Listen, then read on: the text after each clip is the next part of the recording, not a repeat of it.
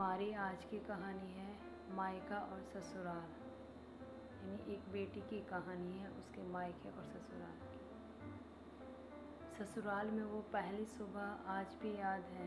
कितना हड़बड़ा के उठी थी, ये सोचते हुए कि देर हो गई है और सब ना जाने क्या सोचेंगे। एक रात ही तो नए घर में काटी है और इतना बदलाव, जैसे आकाश में उड़ती चिड़िया को किसी ने सोने के मोतियों का लालच देकर पिंजरे में बंद कर दिया हो।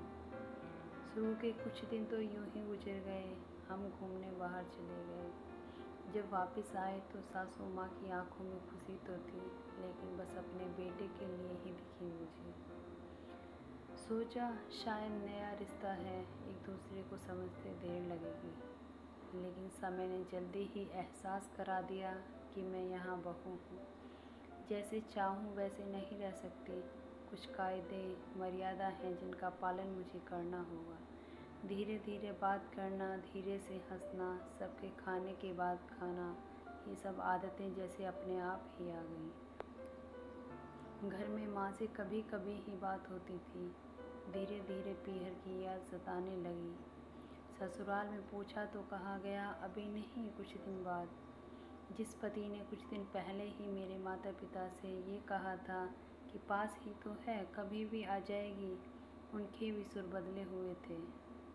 अब धीरे धीरे समझ आ रहा था कि शादी कोई खेल नहीं, इसमें सिर्फ घर नहीं बदलता, बल्कि आपका पूरा जीवन ही बदल जाता है।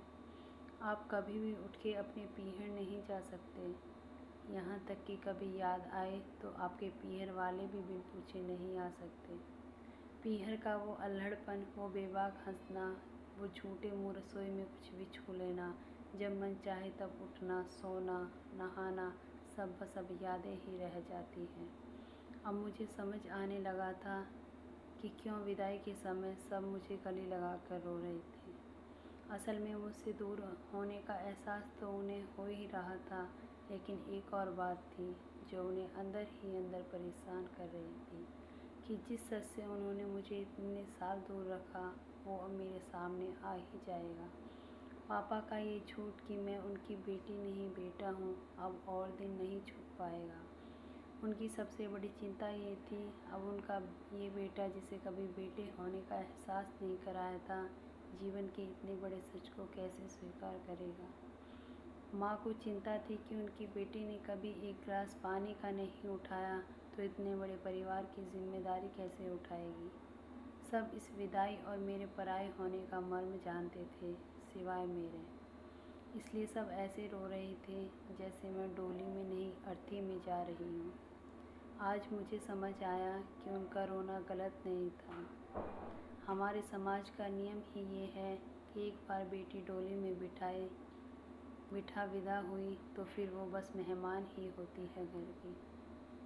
फिर चाहे कोई कितना ही क्यों ना कह ले कि ये घर आज भी उसका है, सच तो ये है कि अब वो कभी भी यूं ही अपने घर, जिसे मायका कहती है, नहीं आ सकती। हजारों समस्याओं और परेशानियां आने पर भी उसी को हल करना है, हंसते हुए, गम छुपाते हुए। क्या यह तपस्या से कम नहीं है। अनजान जगह को